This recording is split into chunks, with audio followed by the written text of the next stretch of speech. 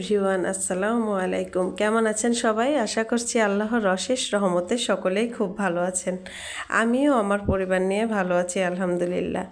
দিলা লাইফস্টাইলে নতুন আরও একটি ব্লগ দেখার জন্য আমি দিলা আপনাদের জানাই প্রাণ ঢালা প্রীতি ও শুভেচ্ছা। তো যাই হোক, সকালবেলাতে আজ কাজ শুরু করেছি।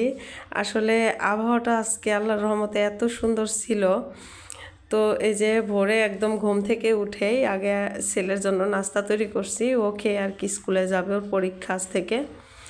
তো সবাই দোয়া করবেন আমার ছেলেটার জন্য, যেন ওর পরীক্ষাটা ভালো হয়, ভালোভাবে পরীক্ষাটা দিতে পারে।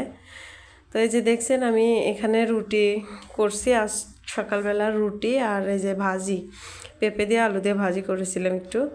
তো এটাই আজকে সকালের নাস্তা ছিল। ছেলে খেয়ে স্কুলে চলে গেছে। তো আমি বাইরের বেলকনি দরজাটা খুলেই আকাশের দেখে এত সুন্দর আবহাওয়া, মাশাআল্লাহ, দেখে আর লোভ সামলাতে পারলাম না। দেখুন কি সুন্দর রোদ উঠেছে।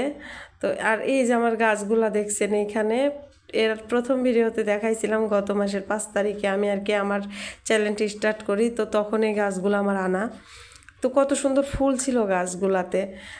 এই যে দেখছেন বৃষ্টির কারণে গাছগুলাতে একটাও ফুলও নাই, আর কেমন নষ্ট হয়ে গেছে। আসলে আমি যে গাছগুলাই লাগাই কেন জানি না গাছগুলো ঠিক মতো হতে চায় না। এর আগেও একবার সবজি গাছ লাগিয়েছিলাম, হয়েছিল না। তো এবার জানি না কি হবে। তো সবাই দোয়া করবেন আমার গাছগুলো যেন সুন্দর মতো হয়।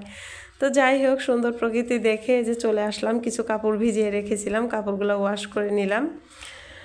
তো কাপড়গুলো ওয়াশ করে কাপড়গুলো এখন মেলতে আসছি। দেখেন এত রোদ্রে মানে ক্যামেরার আলোটা, ফোকাসটা এত এভাবে পড়ছে।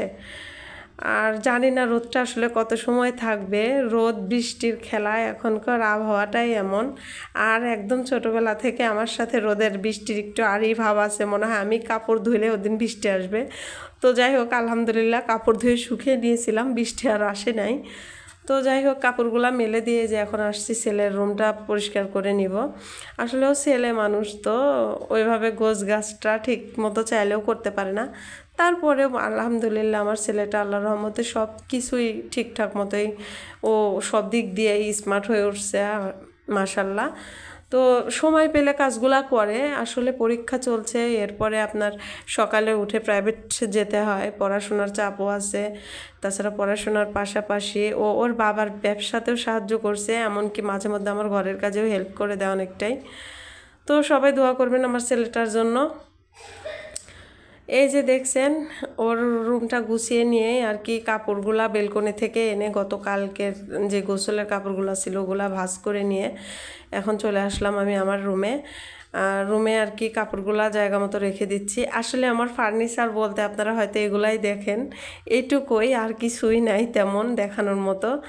নাই বললেও ভুল হবে। আপনাদের দোয়ায় আমি বাড়িতে অনেক জিনিস করেছি।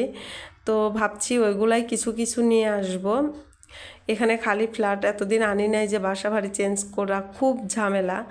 কিন্তু এখন আল্লাহর রহমতে আপনাদের দোয়া আমি একটু জায়গা নিয়ে নিয়েছি। তো হয়তো বেশি দিন আর নাই, কিছুদিনের মধ্যেই বাড়িতে উঠবো ইনশাল্লাহ।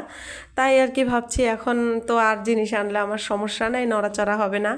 আর এখন আল্লাহ যে কয়েক বছর রাখেই এই বাসাতেই থেকেই আর কি আমি আমার বাড়িতে উঠতে চাচ্ছি। দেখি আল্লাহ পাক কী করে। এই জন্যই আর কি ভাবছি বাড়ি থেকে ফার্নিচারগুলো কিছু কিছু নিয়ে আসবো। অনেক ফার্নিচার আল্লাহর রহমত আমি করছি। আমার নিজেরই গাছ, আপনার ভাইয়া বিয়ের আগে সেই গাছ লাগিয়েছিল উনি নিজে হাতেই।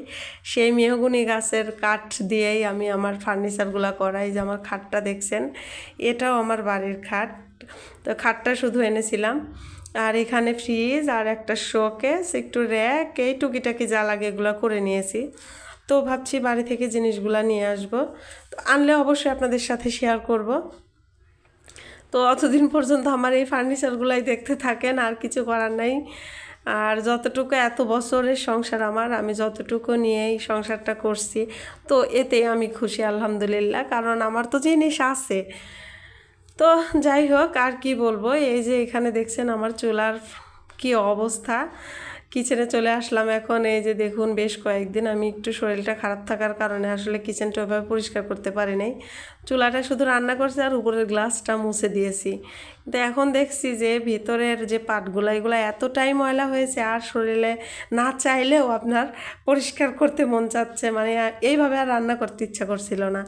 তো যাই হোক সকালে ওকে খাওয়াই দাওয়াই সব কিছু গোছগাছ করে নিয়ে চলে আসলাম কিচেনে। আজকে ভাবছি চুলাটা পরিষ্কার করবো ইনশাল্লাহ। তো যাই হোক আল্লাহ পাক তৌফিক দিয়েছে, ভালোও লাগছিল একটু শরীরের ভিতর। এই যে চুলাটাও আমি পরিষ্কার করে নিচ্ছি, দেখুন মানে ময়লা কি বলবো।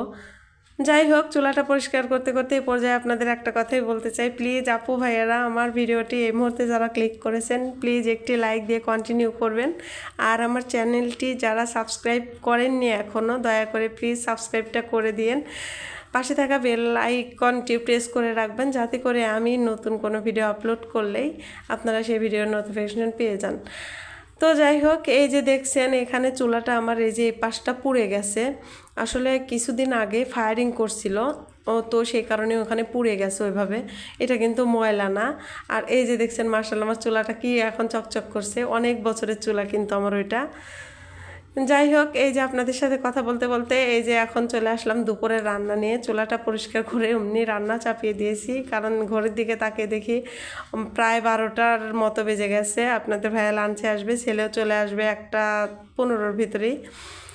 এই যে তো আজকে রান্নায় ছিল আপনার ইলিশ মাছ দিয়ে পটল আর ডাঁটা দিয়ে পাতলা ঝোল করব। আর এটা চিনেন কিনা আমি জানি না, এটা হচ্ছে আপনার কলার মোচা। আপনারা কে কে খেয়েছেন অবশ্যই কমেন্টে বলবেন। এই কলার মোচাটা আমার এত পছন্দের, আপনার ভাইয়া বেশি পছন্দ করে, ওকে ঝোল রান্না করে দিলে ওর বেশি ভালো। কিছুদিন আগে আনছিল তো অর্ধেকটা ঝোল রান্না করে দিয়েছিলাম, আর বাকিটা আমি হচ্ছে আপনার এই যে এইভাবে ভাজি করে নিলে আমি আর আমার ছেলের খুব খেতে পছন্দ করে আর কি এই ভাজিটা।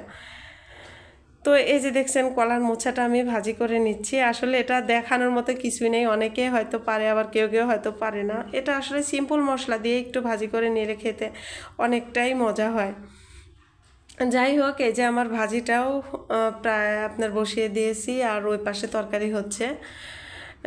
তো এই যে দেখছেন আমার তরকারিটা প্রায় শেষের দিকে রান্নাটা। এই এখন আবার মেয়ে কান্না শুরু করছে, ওকে গোসল করাইতে হবে, টাইমের মধ্যে সব কিছু করতে হয়। তো যাই হোক এ পর্যায়ে এসে বিদায় নিচ্ছি আপনাদের কাছ থেকে। আজ এ পর্যন্তই বন্ধুরা, দেখা হবে নেক্সট কোনো ভিডিওতে যদি আপনারা চান আর কি। তবে আমাকে ভালোবেসে সাপোর্ট করছেন এ পর্যন্ত, আল্লাহর রহমতে নিয়ে আসছেন, এজন্য আপনাদের কাছে হাজারো কৃতজ্ঞ থাকবো আমি। তো ভালো থাকবেন সবাই, পরবর্তীতে দেখা হচ্ছে। আল্লাহ হাফেজ।